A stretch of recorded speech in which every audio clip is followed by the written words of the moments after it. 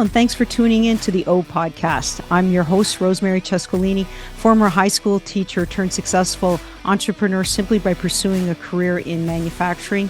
In my 30 years at Royal Door Limited, I had the opportunity to meet many wonderful women who are carving out an alternative career in manufacturing or construction. I've known my next guest for roughly a decade, where she first started working as a project manager at Men at Work, a turnkey design company. She later went on to open up her own business. On today's show, we're thrilled to welcome Claire Muldrew, the dynamic principal designer and owner of CMD Studio in Toronto. With a background in architecture and a passion for creative design, Claire embarked on a remarkable journey that led her to establish her own thriving design business. Overcoming initial challenges as a female entrepreneur in a male-dominated field, Claire's story is an inspiration for women aspiring to excel in alternative careers. Hello, Claire. Welcome to the Only Women Entrepreneurs podcast. Hello, Rosemary. Thank you for having me. So it's been quite a while since we last connected, and you've done a lot of things. You went off, started up your own business, you got married, and I understand you have a little boy. So congratulations to all your accomplishments. Thank you. Thank you. Yes, it's been a busy few years for sure. Never a dull moment. Wonderful to hear. So let's just get started with your work history. When we met, you were a project manager at Men at Work Design Build. And what is a project manager? And can you maybe describe what a typical day was like for you there? Yeah, so Rosemary, I was actually a designer for Men at Work, but Okay. I was heavily involved in all aspects of the project. So I did absorb a lot of just the daily workings of the project management team, and we were always working very tight knit together. So it was wonderful working for that company. The owner, Paul Gallup, was like an amazing boss, and he was a real inspiration to all of us and dispelled a lot of knowledge on us. But yeah, we were working with there was quite a number of projects that Men at Work had taken on. And when I had started with them, the team was a lot smaller. And as I worked through them for a couple of years, like the team grew. It went from like 12 to like 20 something in the space of 2 years. Yes. So it was really interesting to see the progression in how the business started and how it had to evolve over time to kind of fit with all these new people and all these new staff members and all these new projects and clients. But a day in the life of Men at Work as a designer, there was a heavy learning curve because there was a lot of aspects of design that I hadn't been involved with so deeply, particularly just the close relationships with the trades, with the clients. You're kind of given a lot of responsibility falls on your shoulders in the best possible way. Like they just trust you to kind of take a project and run with it. And I think the biggest thing I took from working for a design build company was being able to be so heavily involved with the trades and being able to observe what's going on site and develop relationships with them. Because in all the careers and jobs I had prior, there was this degree of separation between designers here or the architects here or the draftspersons here in the office doing all the drawings, and then that gets sent out and you might visit the site once or twice. But with a design build company, you're so involved with them, you're talking on the phone all the time, and you're really just absorbing how it actually works in person on site rather than the theory of it from a book or from what you learn in architecture school. So I love the aspect of it, and that kind of helped me propel my knowledge to understand, okay, what are they actually doing? Like what am I doing in the drawings, and how is that reflected on site? Like, is that going to be difficult for the tiler? Is it even possible? Like, is this going to be really difficult for the plumber? Like, how are they going to operate with this? So it gave me that insight, which was really, really interesting. That's fantastic. How long did you stay with Men at Work, by the way? I think it was a couple of years, like 3.5 years or so. Right. Maybe a little bit longer. All the years just merge into each other after a while. Well, if you're having a good learning experience, time does fly, and it just seems like a blur, honestly speaking. Yes, it does. It does. And like when when you're learning at that pace as well, it's hard to kind of pull yourself out of it. It's like you gain momentum and like, okay, I've learned this today. How can I top that up with some more knowledge myself? Like what can I find online, or what courses can I find, or what books can I read to like just nurture that Right. information? Wow.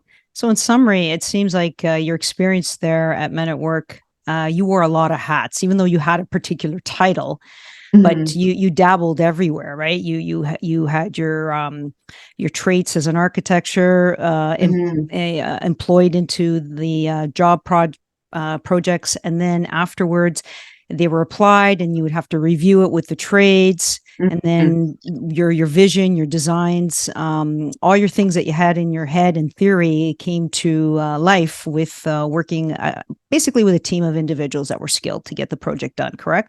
Correct. Yeah. And I Wow. think there was this element of like self ownership almost that I think I had kind of put myself forward for. Like if if you're excelling in certain areas and it's working out, like there was always this opportunity to get involved in something else. And that's what I loved about working with like a smaller team at the time, was like you have that opportunity to constantly kind of poke your nose in here, like understand accounting, understand this. So yeah, it was a great experience. Oh, that's really Mhm. good to hear. So, other than this opportunity, were there other work related experience you had prior to Men at Work? Yeah, there was quite a few. So I worked in a couple of different facets of the construction company, or the construction industry. So I worked in like with a fabrication company for a while, Okay. that designed like curtain walls installations. So that was a totally other different sector of design. So I had taken some knowledge from that and understood like how things operate in Canada, because that's over 10 years ago when I first arrived here, and that was one of my first jobs. Right. And that was really interesting because the theory that I understood from European building science is totally different in North America. Right. So that was a great learning experience for me as well. And I had worked with a couple of design and architecture firms in Europe prior to that, but the fabrication company was my first Okay. kind of So, experience. would you mind letting our audience know where you're originally from? Because you're talking about Yes, Europe. I am. Yes. So I'm from Galway in Ireland, which is the Midwest coast of Ireland. And I came to Canada in 2013 on a 1 year working visa. Right. And I've been here ever since. Never intended on sticking around for this long, but it was just it felt right, and it's a great country to live in, and the opportunities were there. So I And here you decided to are. stick around. Yeah. Definitely a welcome addition to the country. I'm glad you're here. Yeah, thank you, Rosemary. I appreciate that. So, I'm assuming that all your educational background was back in Ireland. Yes, that's right. So I obtained my architectural degree from a university in the northwest of Ireland, um, which I feel gave me kind of a different advantage, because the learning methods and the educational methods are quite different compared to architecture school in North America. So it gave me just a little bit of a different perspective on how to approach design projects. Okay. So, can you tell us where your passion for architecture and design started?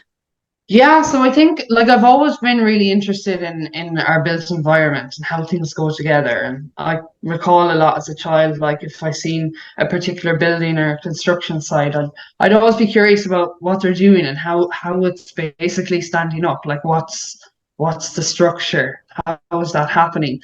And I think my earliest memory of my passion for architecture, I suppose I could say, was when I was a young child. There was a large field in front of our house, and every summer they'd come and mow the grass every Right. couple of weeks.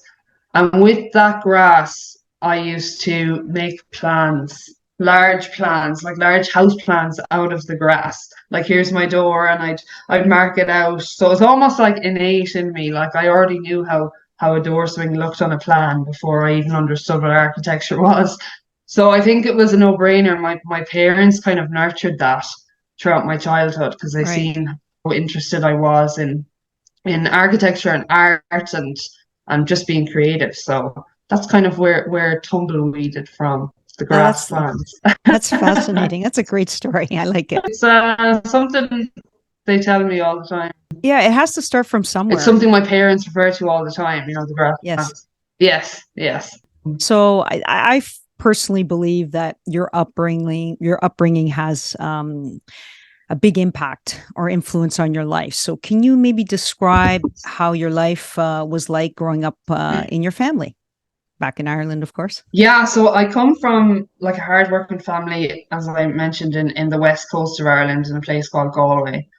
And my mother and father and my family were always like a big influence in hard work. And like, my parents opened a takeaway business in the early 90s.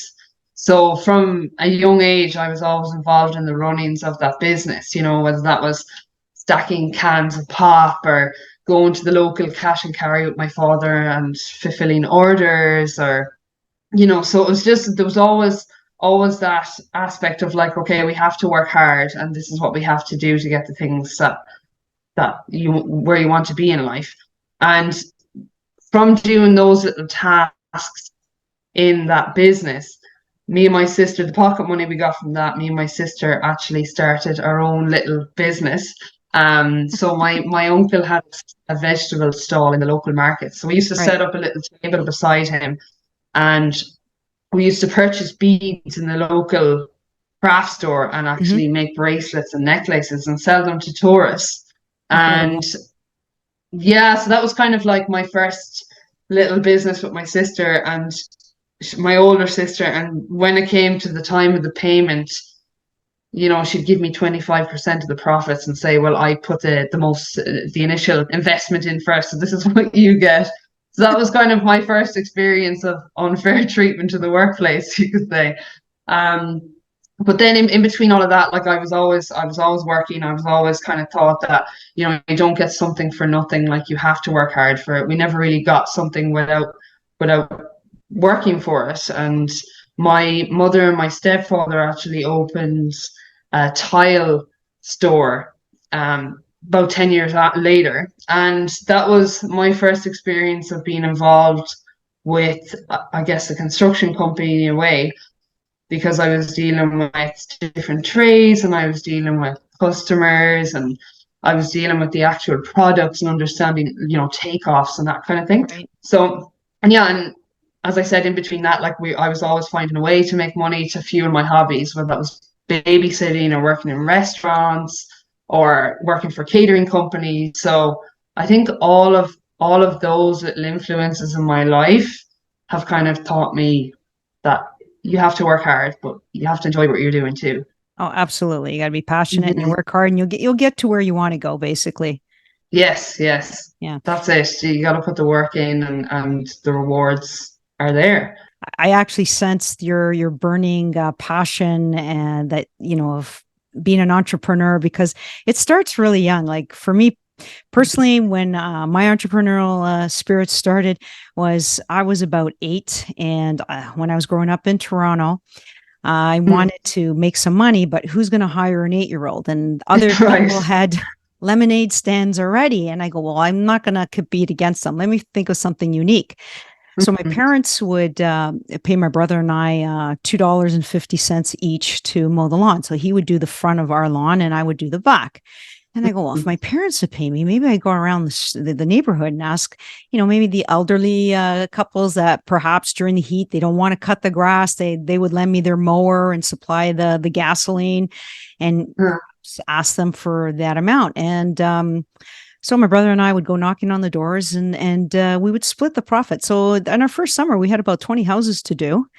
And Oh, yeah, and we were introduced to, my parents said, well, they're working class immigrants as well. And they said, well, this is a great start, but you have to do a few things. You know, you can't spend all your money at the candy store, right? Because we all like Right. candies, right?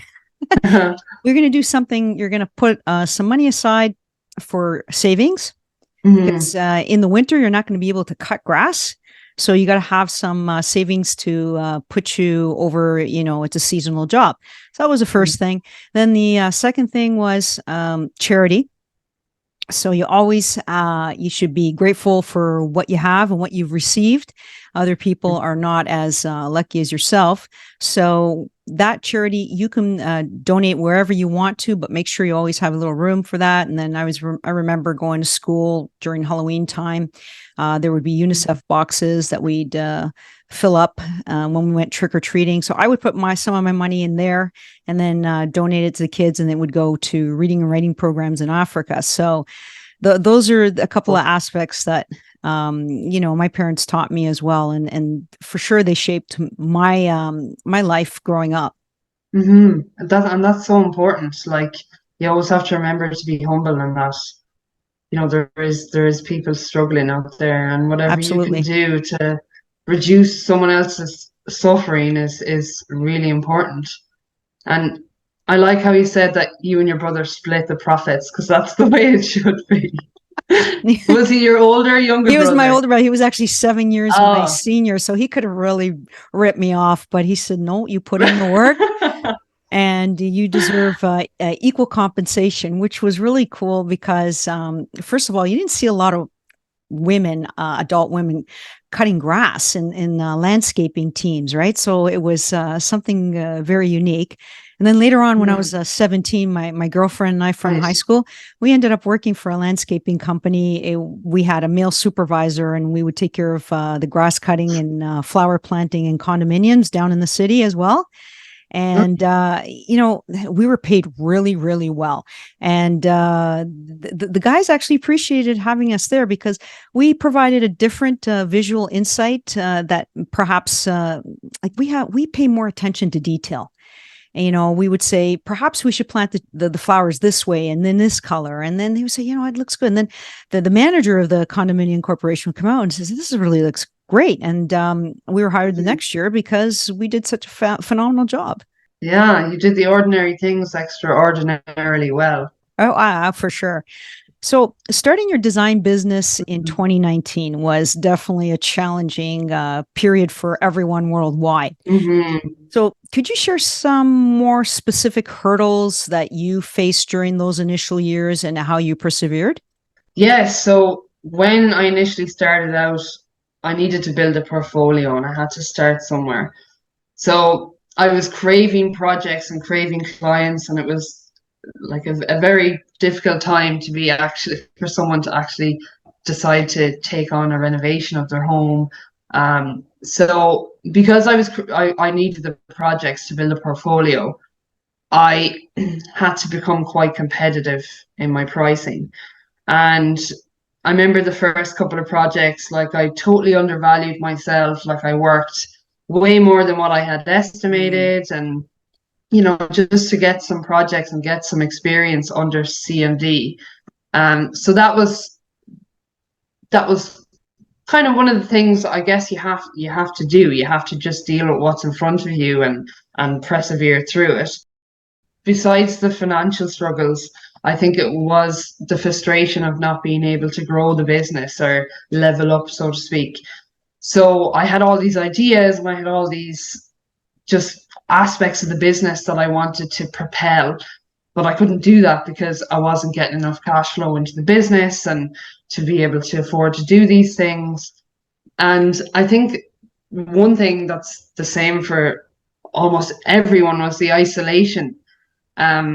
I consider myself just a lifetime student. Like, even though I might call myself a professional, I still learn every day through projects, through people. And I feel like my biggest learning happens on site or observation of certain things. And right, just not being able to do that was quite frustrating. Like, just being on the end of a phone call all the time and not being able to be involved like I wanted to. Those were right. kind of the biggest things that we had to deal with. But you just have to see the light at the end of the tunnel and say, okay, this is what I'm doing. This is what's been dealt to me right now. I'm going to work as hard as I usually do for a really positive, beautiful outcome, and we'll move on to the next one. So I kept looking at the end. I kept looking my eye on the prize, like it's going to improve. Like I just keep propelling, keep moving forward, and yeah, and it's just we got through that, and I think it was a good learning curve as well of being in a difficult situation in business, because who knows when that's going to happen again if you don't have projects landing on your door, or you're not available to do the things that you would usually do to Right. meet those projects. So I take the good from what I can, and I take the good from that as whatever I could have learned through that time. Right. Right. Hmm. Well, the good news is statistics show that if you start your business in trying and difficult times, you're more likely to succeed. So, congratulations, you made it over that, the horrendous few years. Because we also had incredible challenges as well, because we were Hmm. deemed as essential to the Hmm. construction industry, and going from your normal 8 hour a day a procedure and schedule. Well, we were working double shifts, 16 hours, because our goods were in huge demand. And then the issue we had was there was government incentives for people to stay home. So my workforce was almost it was down about 70%. So we only had 30% capacity that they were willing to come out and work. So we had to do a lot of hands-on things and wear many hats as well. And we survived it, and we're stronger for it. Just going back in the company's history, my father-in-law, who started in 1975, it was not a very good time economically. Like interest rates were higher than they are right now, and it was very trying to raise the money to start a business, the capital, and then going out and trying to sell a product that you just created, something new in the market, Right. was equally challenging. But you know what?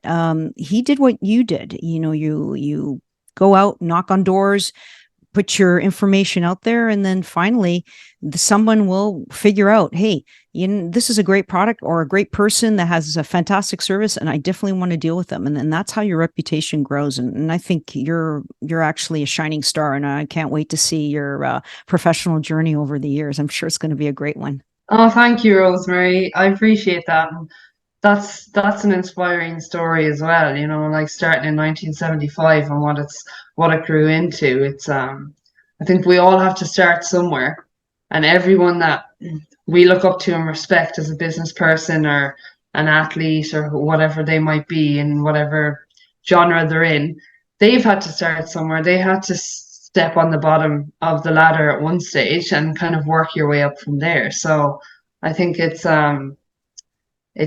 inspiring to hear that, and it's important to kind of keep your eye on a couple of steps up and be like, okay, I'll get there someday. You will. You will. I'm pretty sure. You Hmm. have a very intriguing approach, which I wanted you to elaborate. It's faking confidence.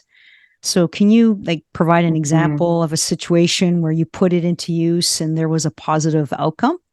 There was there's a couple of situations that come to mind, but I think one particular situation was in a past company that I worked for. I was in my early 20s, like fresh out of university, kind of clueless, for lack of another word. And the owner of this company sent me to a tender meeting for a large commercial project that was happening in Toronto. And I land down to this tender meeting, you know, 23-year-old with other people in this tender meeting have like 20, 25, 30 years experience. They're well established in what they do. And I remember standing there and just thinking like, I haven't a clue what questions to ask. I don't know where to walk. I don't know what to do.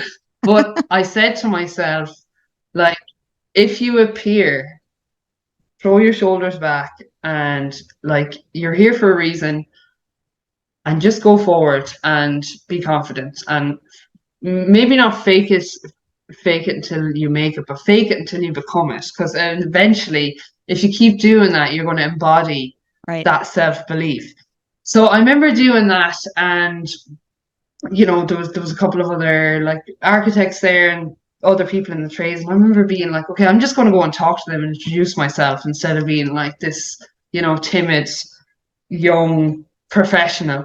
And I built relationships with these people and the people who were running the tender, and we had been in contact by email, and just a lot of back and forth, me just pushing the buttons, picking up the phone, calling this person, like, and eventually, long story short, after a number of months, the company I was working for actually won the tender for doing construction in a part of this building. And this was a small company and this was a big deal. So I remember thinking to myself, like, wow, like I That's I amazing. made that happen, You other did. people in the business did too. Yeah.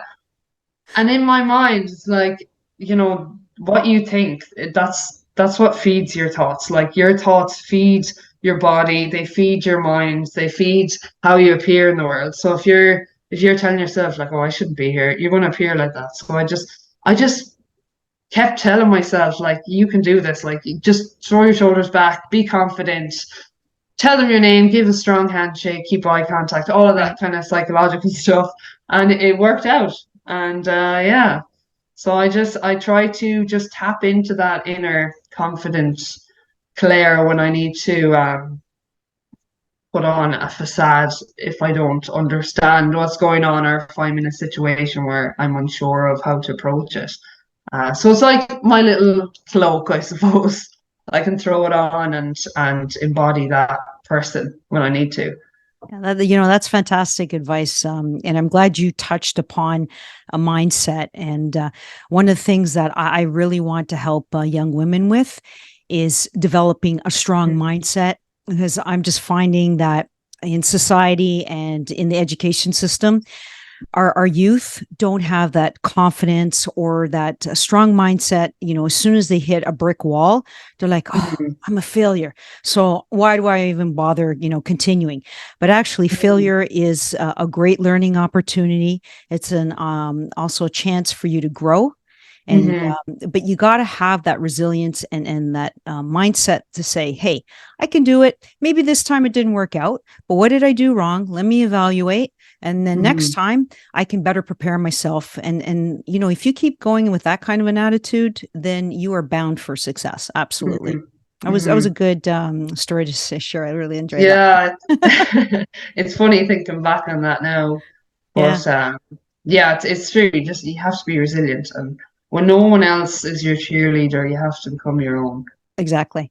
Yeah, Mm. and then one of my favorite quotes is, "You look in the mirror, that's who your competition is. It's just you Hmm. standing in the way of everything."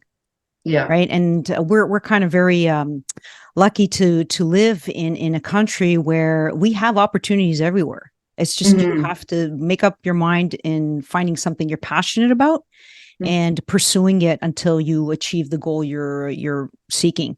It's not going to Hmm. fall on your lap, right? Yeah, absolutely, Yeah, absolutely, totally agree. right.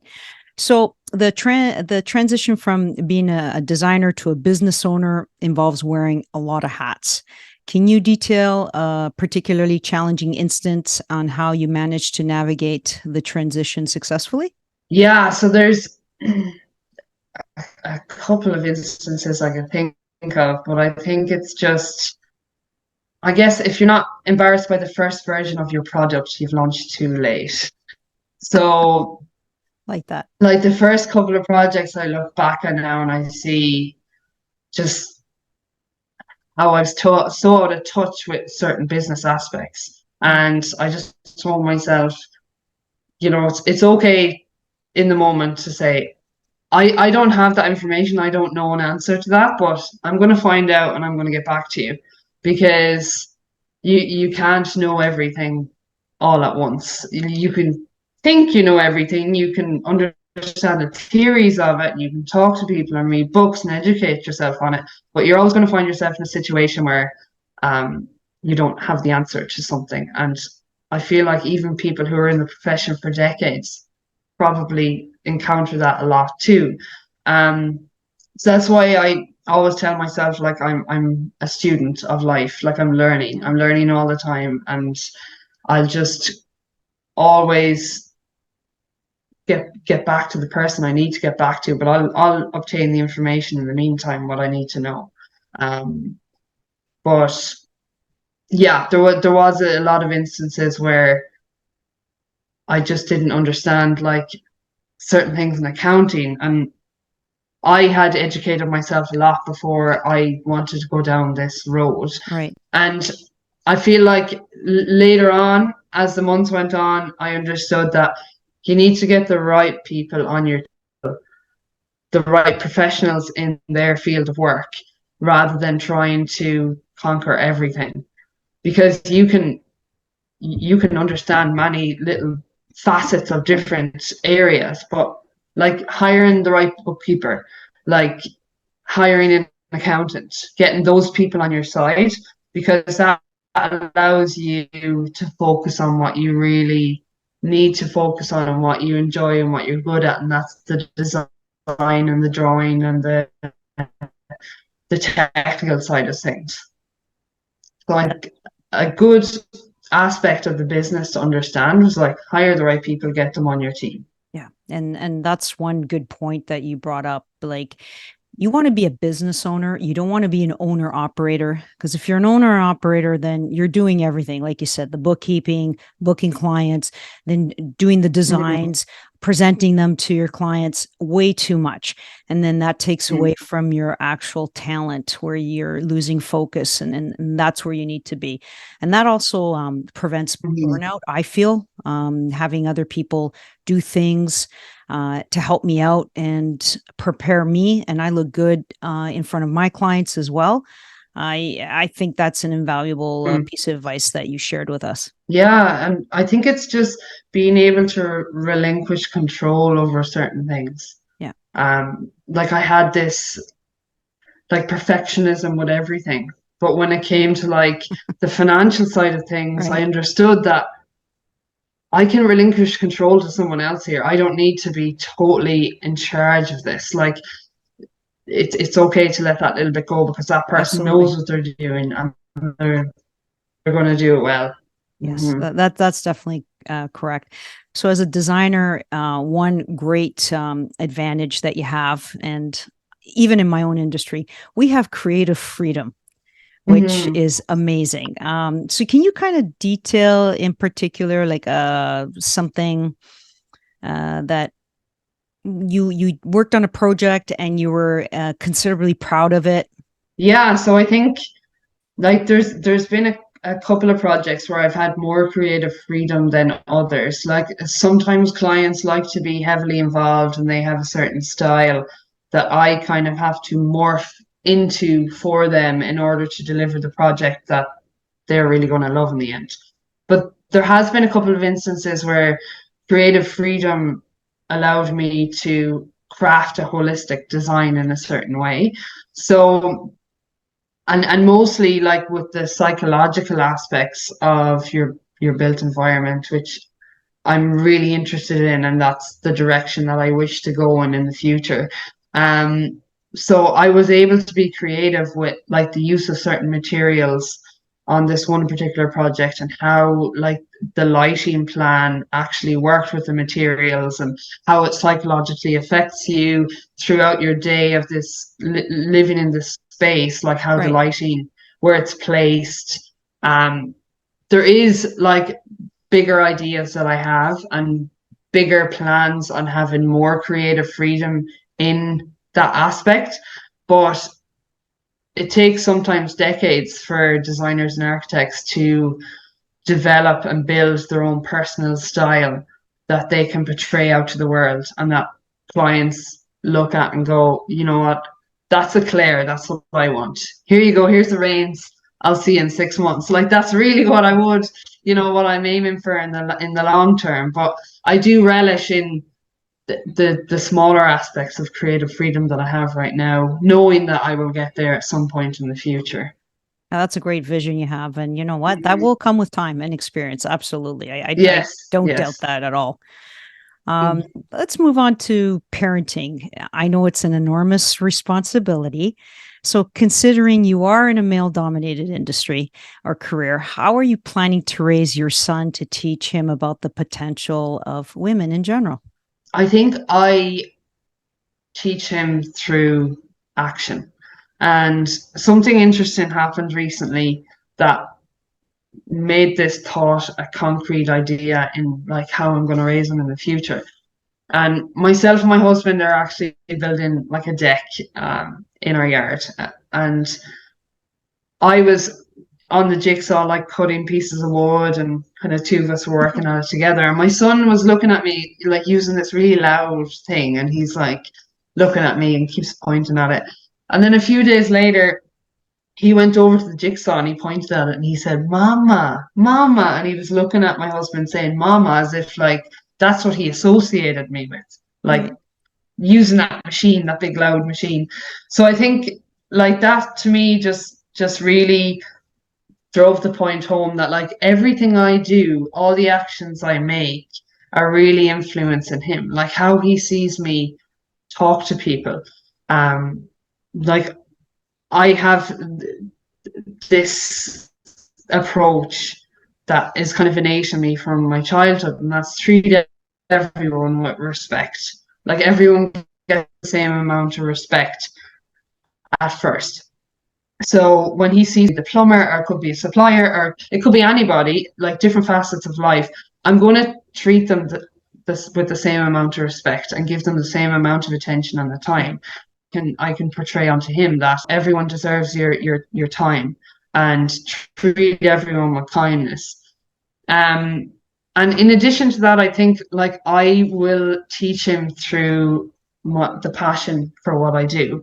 Like I think one of the most important things you can have in your career is having passion for what you do, because passion breeds inspiration, it breeds results, and then you're going to live a happy life because you're going to be always inspired by what you're doing in your daily life. So I think I would like to teach him, like I would like for him to see the passion in what I do and the Right. outcomes via that passion, so that he, when he grows up, he can pick a career, or whatever that may be, but he'll do it with passion and respect.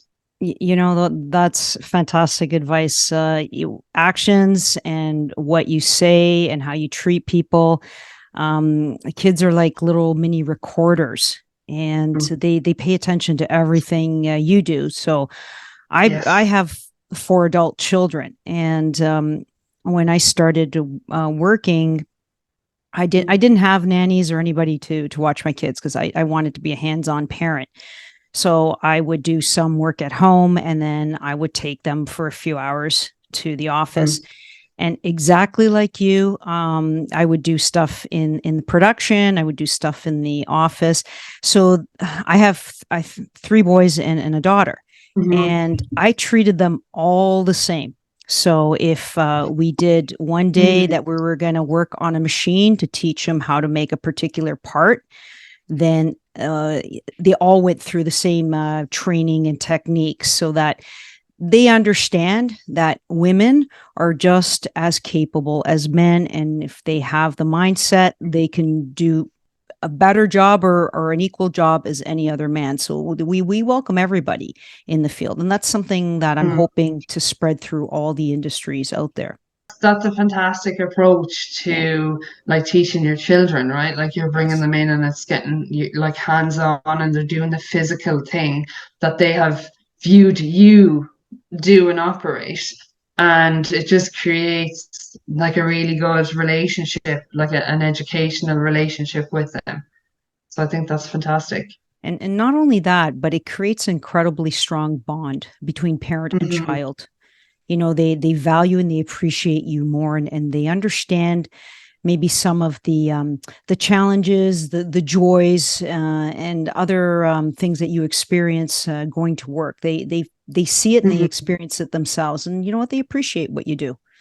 So looking back, could you provide an example of a moment in your early career when you might have thought you've perhaps took on more than you can handle, and how you learned to overcome those types of situations and still come looking good out of it?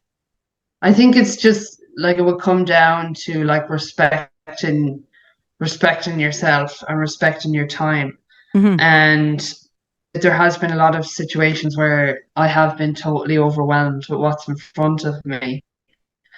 And I think some of the people in my life that I would consider like mentors and people I look up to have taught me a lot about kind of just slowing down and focusing on what's in front of you.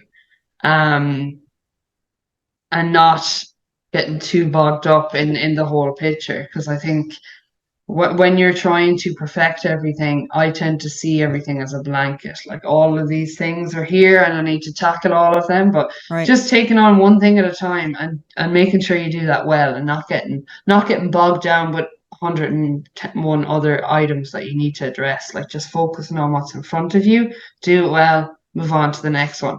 So I think that's how I deal with like things when I'm getting overwhelmed, is just slow down, do it right the first time, and move on to the next task. Okay. So you have a degree in architecture, and I'm just Hmm. curious, what was your experience in the classroom? Were women equally represented as their male counterparts, or underrepresented? I think it was definitely equal. Like I never felt like when I was studying that degree that I was undermined because I was a female. Um, it was only when I went out into the working world that I didn't have the cushion of a classroom and lectures. It was when you're out in the big bad world and you realize, oh, okay, this is a bit different than what I've known. Hmm. So I feel like it was quite fair. And um, when I get out into the working world is when I really felt like there's a couple of situations usually to do with how you're compensated versus male counterparts, and I think that's common knowledge, right?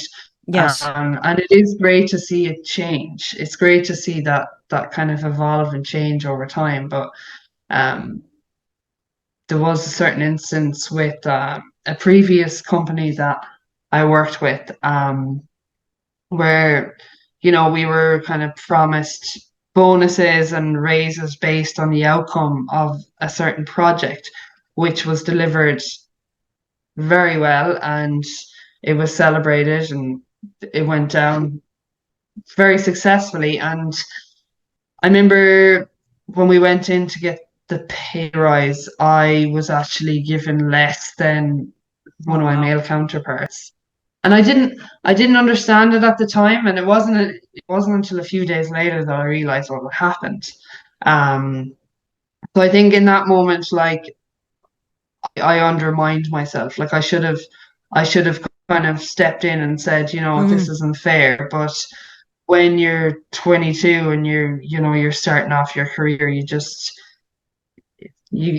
keep moving forward and you keep doing your best. But looking back now in hindsight, if this Claire went back there, I would have no problem going in and kind of standing my ground. But um, yeah, it just kind of it stuck with me for a while, that like why did that happen? But it's That's good to see it evolve and things change.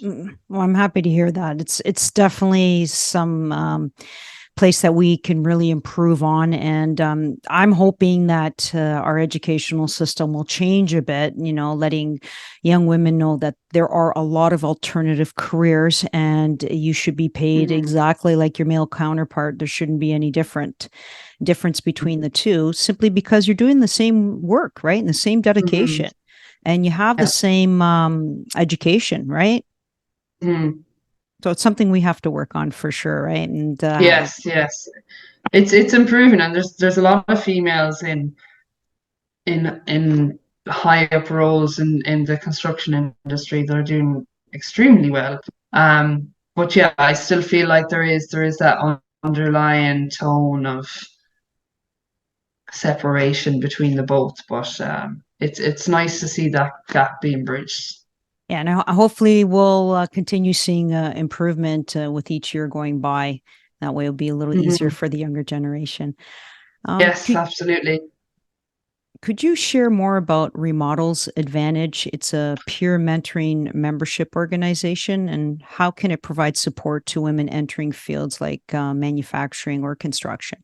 Yeah, so Remodelers Advantage, like they offer like an online university, and they offer like a bunch of courses that you can take. So like if you go onto their website and you click on the courses that they offer, like Hmm. there's, master of estimating, understanding the design process. There's literally something for everything within renovations and construction that this platform provides. So I found it quite beneficial to be involved and enrolling myself in these courses, because the people that are teaching them have been doing this for decades, and there's always something to be learned from someone with that level of experience.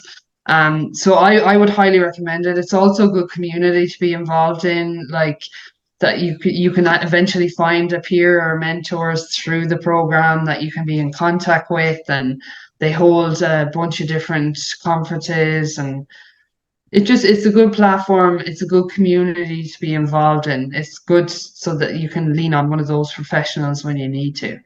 Well, that's great. Thanks for sharing. That is very important Mhm. for our young listeners to look and see if they can find an opportunity for themselves. So, mentorship plays a vital role in everyone's journey, and that's how we get shaped into the career that we're pursuing. Did you have a mentor who significantly impacted your career? Yeah, so there's a few that come to mind. There was one manager for an architecture firm that I worked for, and she was very patient with me become, fresh out of university. Like she was very patient in her approach to me, and I learned a lot through her. That was like way over a decade, like in the earlier days. I think one of the more prominent people in my life now, who's a good friend of mine and was my manager, is Natalie, who you know. Yes. She was a great mentor. Yeah, she's a wonderful person. She's a really good friend. But when I first started off with the that design build company, Natalie was my manager, and she kind of she taught me a lot about business and how to approach situations. Like she taught me basically how to like not freak out when things go wrong. Like she's a very calming approach to things. So Yes. she was a great mentor. I think with like my operation now, I do try to like seek out other mentors um to kind of, so I constantly have someone that I could kind of lean on if I need to. And I think I'd still like to find myself a mentor, I guess, in the industry that I could learn something new from now. But yeah, it's just, but I've had a lot of people in my past who've kind of grafted me in certain ways. So I thank them for that. Going back to Uh, Natalie as your mentor, she's coming on the mm, show as well, and I've worked with her on a considerable amount of projects, and yes, she is just a lovely person to deal with. Like you said, she's calming, fabulous. level-headed, and easygoing, and it's fun. So I'm glad she actually mentored you. That's wonderful to know. Yeah, she's a great person. I value her as a friend and as a professional. But if if there was literally a fire in front of her, she'd be like, "It's okay, we'll deal with it. This is what we're going to do." So yeah, she's a wonderful person. Good, good. I'm glad to hear that. So, as a busy mom and entrepreneur, could you share a practical strategy or routine that you found effective in ensuring a balance between your professional commitments and your family responsibilities? Yes, I'm still trying to figure that out, but there's on a daily basis. But there's a couple of things I've kind of picked up along the way to kind of help me navigate through all the different aspects of my Hmm. life. And I think like just with the hours that you can work, like in previous companies I worked 40-hour weeks, and I'd do a 40-hour week. Right. Now I can work 40 hours in a week but actually achieve what I would achieve in 60 hours. So I bring more value to the hour, and I bring more attention to the hour, just to ensure that I get done what I need to get done for my clients. I think, like, there is nights where I have to work at nighttime, and I try to avoid that as much as I can so I can be there for my son and for my family and for my husband. Um, Right. but there's certain sacrifices you have to make sometimes to make things happen. And that's just kind of the cons, I guess, of running your own business, and having to just meet deadlines and keep everyone happy. Right. But just bringing more value to the hour is like really the main thing. And I think just taking my son on site. My son has been with me for a couple of site meetings, and That's great. literally in the carrier, probably dangerous. So it's probably something that I wouldn't recommend people do. But there was certain times where I didn't have a babysitter, and I have this meeting, or I have to be certain place. So okay, like, just come along with me, and we'll make an experience out of it. And I think those things might craft him later on in life as well, because he's with me 100%. and we're making it fun. And this is like, yeah, so that this is like what we're looking at, and he's observing different things that are going on. But yeah, I think it's just learning on the fly, like trying to figure out the best way to do it, and just doing it with a smile on your face. Like, Right. I could have been like, oh my God, like, I don't have a babysitter off. But instead of that, I'm like, okay, let's go. We're gonna go and look at the frame, and what do you think of that? And so but everything else I'm just kind of figuring out as I go. So any tips you have for me, Rosemary, I will You know welcome what? with open I'm going to arms. tell you that's brilliant, and I'll share a story. My dad was site supervisor on a lot of construction projects. He was responsible in building a lot of the Highway 400 series and the subway in Toronto. Oh wow. So when I was as young as 5 years old, my dad would take me on the job sites, and he'd show me the work he would do and what was Mhm. involved.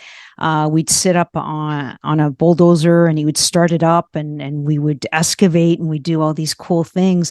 And I'm telling you, I was there wide eyed. I gobbled up everything my dad said, and it just inspired me so much. So what you're doing with your little boy, keep it up. It's amazing, because that is life experience, and he gets to interact with other people, and he sees how important the work mommy's doing. And those are tremendous Mhm. experiences and memories you're creating. So keep up the great work. Yeah, thank you, Rosemary. And it's also a great memory for me too, right? Like, I when I bet. look back at pictures of us, it's just a lovely thing that I'll have with him in the future, that I can tell him about. Yes. I had to scramble to a meeting with you in a carrier, baby barf on my shirt, but I still showed up. And that's okay, because that's part of our lives, right?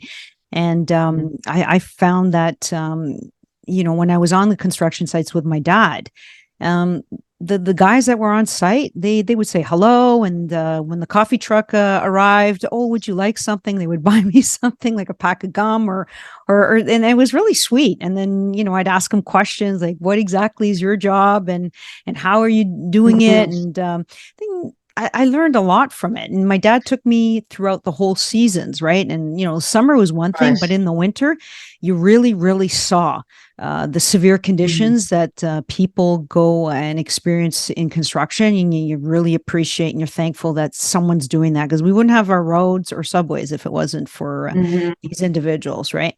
So I think your son would learn also to appreciate things. You can't deny them that kind of experience, especially if it's right there, right? Mhm. Exactly, Yeah. exactly. So we'll keep it up when we can. Yeah, absolutely. So, reflecting on your Mhm. journey, could you share a pivotal moment when an unexpected, say, twist or change altered your career trajectory in a positive way? So I'm just thinking of recently, I guess. I've kind of learned to lean less on other people and other companies to present me with projects. I'm lucky enough to work with Kevin Walker, who's we've an amazing business relationship and we work on projects together. But there was a time when I was approached by a contractor based in Toronto, and we we had made discussions on collaborating together. Like, he enjoyed the work that I did and he thought it was great. He wanted me to Mm-hmm. kind of come in as like the designer for the company. And after some back and forth emails, phone calls, we decided, okay, let's meet in person and kind of like make this happen and figure out what the next steps are.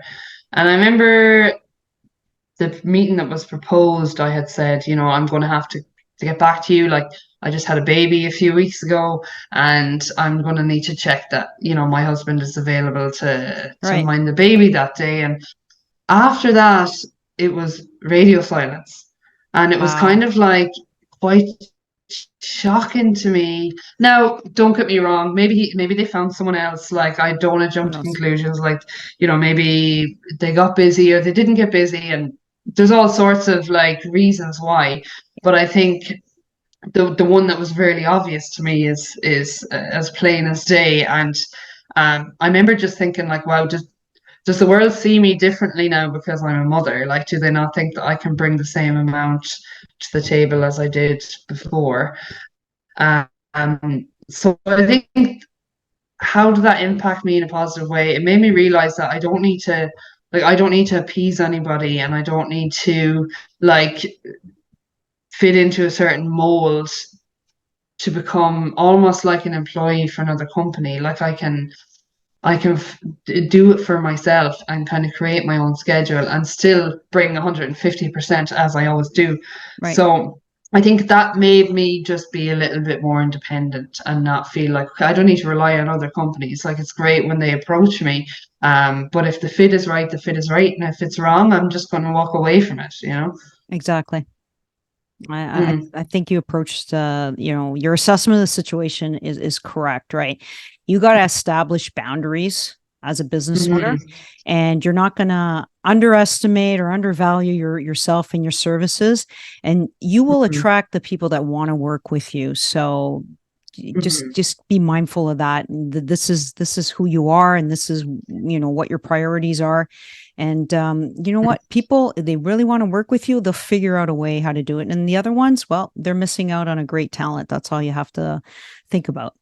Yeah, thank you, Rosemary. And I think, as the old saying goes, what's free won't pass you by. And like, if I just keep my eyes on the prize and keep Right. staying positive and keep doing good work, then it eventually the road will craft itself to where I need to be.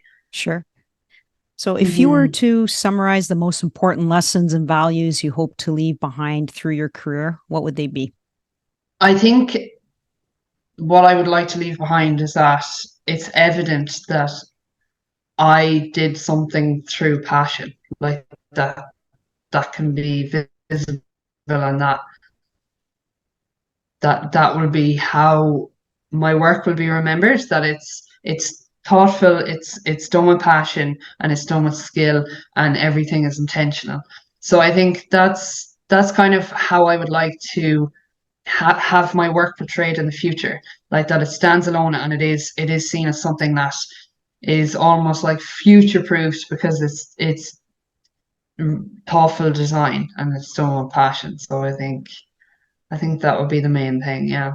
Yeah, that's you sound like me. You want to leave a lasting legacy about your work and your contributions to society. That's very encouraging.